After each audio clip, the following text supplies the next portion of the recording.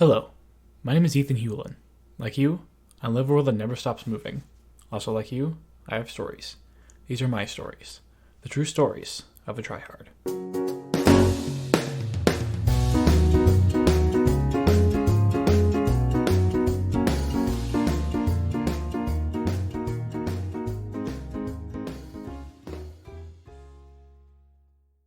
Welcome back to True Stories of a Tryhard. I'm Ethan Hewlin. This week, yet again, it's just me, your boy. I promise there are guests coming within the next couple of weeks. But for now, until their schedules free up, it is just me. So let's get into it. So this week we're going to talk about habits. We all have them, and whether they're good, bad, or ugly, they impact the way we view the world and how we live. And I want to encourage good habits with this show, so let's start with some good habits that we, as people who need mental help, should at least try to adopt. Now, keep in mind, these are not, there's nothing that I'm going to encourage you to do that I would not do myself. And also, please go at your own pace. Don't try to make these a habit as quickly as possible because habits take time, both to break and to form. So keep that in mind as I tell you about these things today. So the first habit I'm going to talk about is journaling. Now, this is something that I actively encourage, but if you listeners have been listening for a while, you would know that I am not so good at it myself. I used to be good at it. It's something I want to get back to doing, but it's not something that I've been super great about over the past probably year and a half to 2 years. So one thing that you can do with a journal is you can keep what's called a gratitude and achievement journal. And what that is essentially you take 3 things that you're grateful for and 3 things you're able to accomplish, in a given day and write them down so that way you can go to sleep with positive thoughts on your mind. That being said, I do try to keep a positive outlook on the world because in reality, the world is not always sunshine and rainbows. And as much as it pains me to say it, things won't always go your way. But the best part about living in a positive mindset, or at least to the best of your ability, is that you can try to find those little things that make life worth living. And believe me, they are not always easy to find. But keeping a journal, having a written record of these things, can keep those good thoughts in the front of your mind more often. Because as the adage goes, out of sight, out of mind.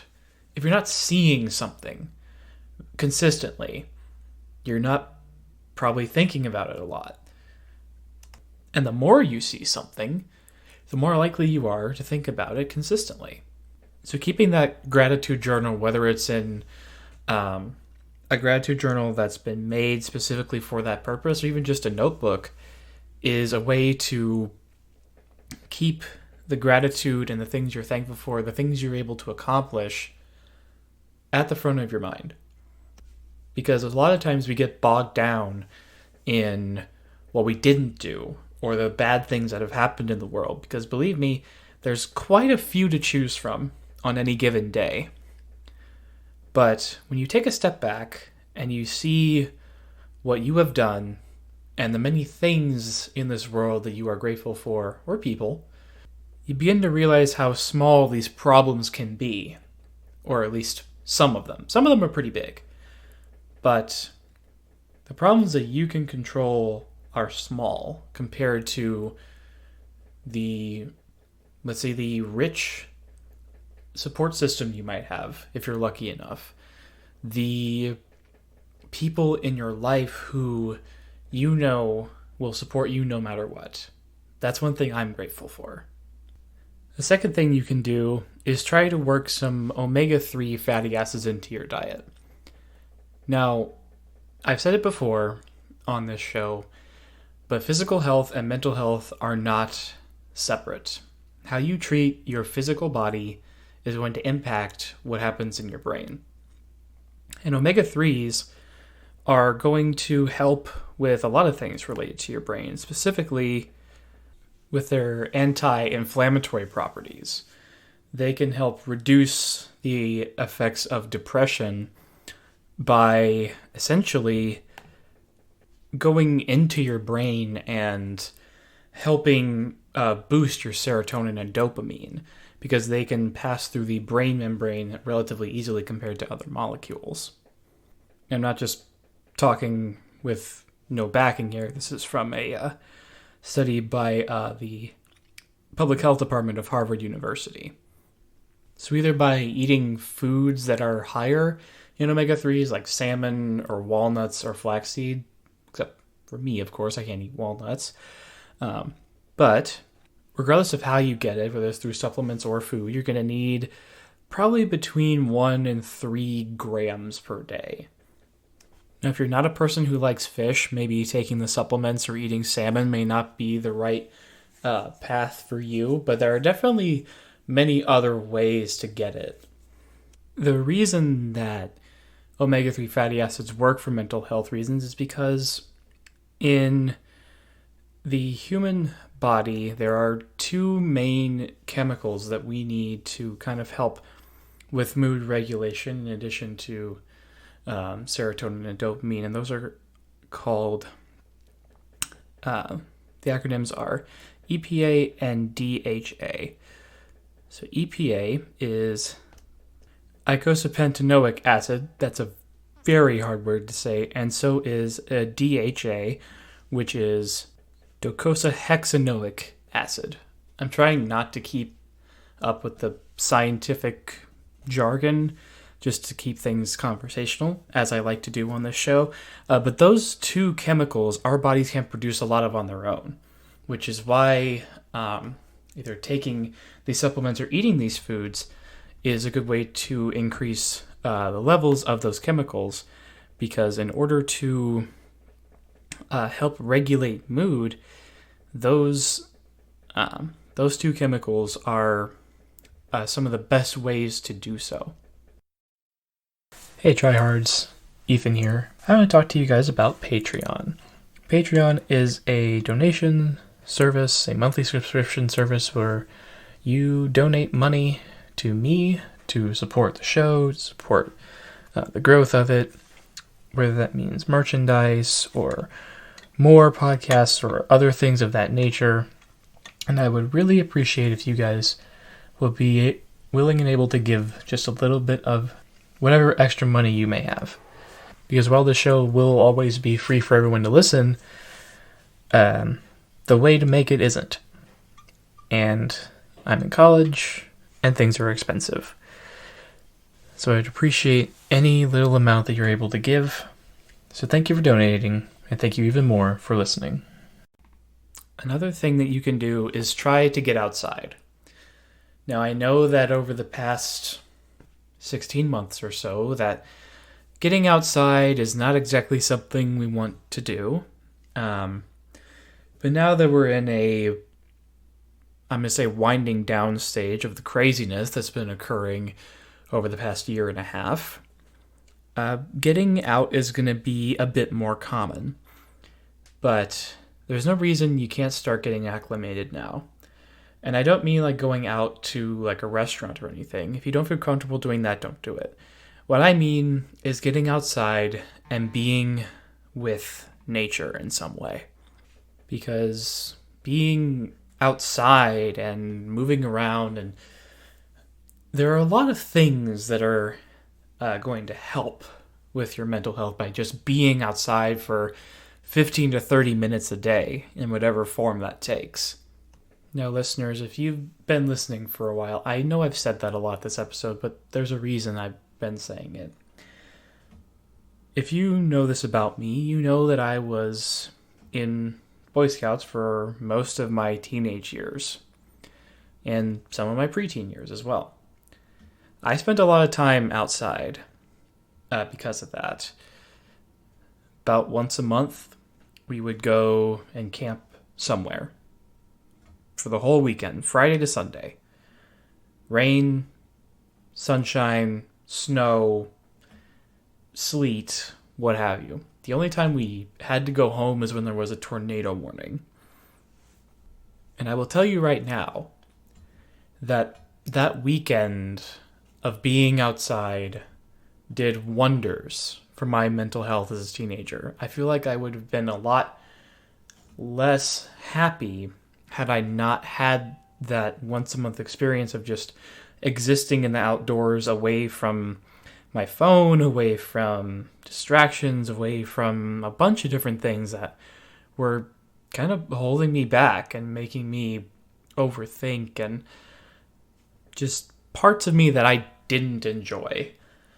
All that just went away. And the effect lasted for a little while, and by the time it wore off, it was time to go out again. It's something I'm not quite as good at now as I would like to be, but I do try to go outside for about 15 to 30 minutes every day just so I can, get some sun, enjoy, especially right now. It's summertime at the time of recording. It's warm, and it's essentially like the perfect time if you're going to be outside to do it.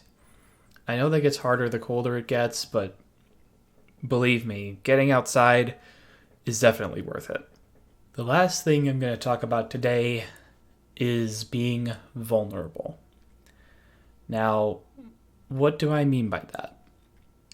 What I mean by being vulnerable is be able to express how you feel to other people in some way, and be honest with yourself and with them. The reason this is so important to me is because for the longest time in my life, I was not able to do this. I was not able to express my feelings in such a way that were both constructive for me and helpful for others. And it took 5 years of therapy for me to at least start my journey to where I am today. And even the show is an exercise for me in being vulnerable, because there are dozens of you that listen every week, and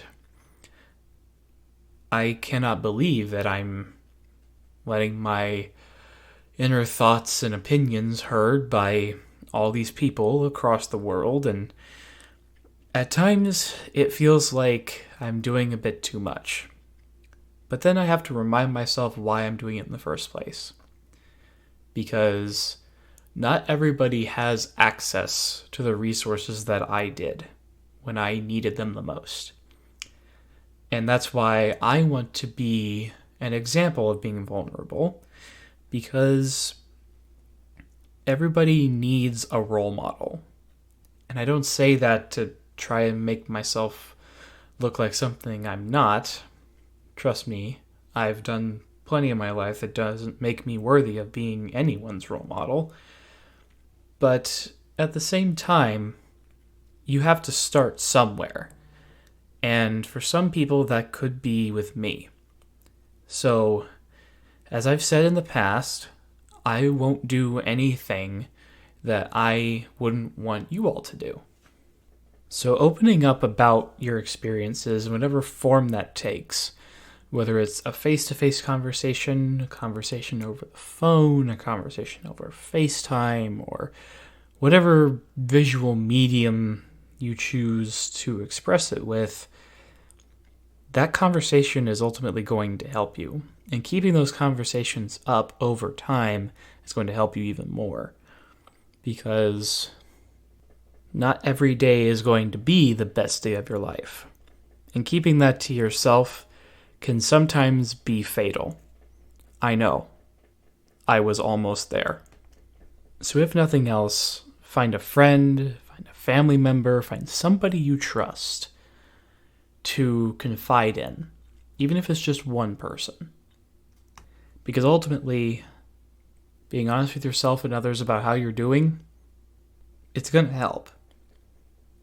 Thank you, listeners, for tuning in this week to True Stories of a Tryhard. You can find me on Instagram at ethan.t.hulen, that is Hulen.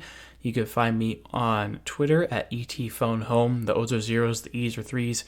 You can find the podcast on Twitter and Instagram at True Stories Pod.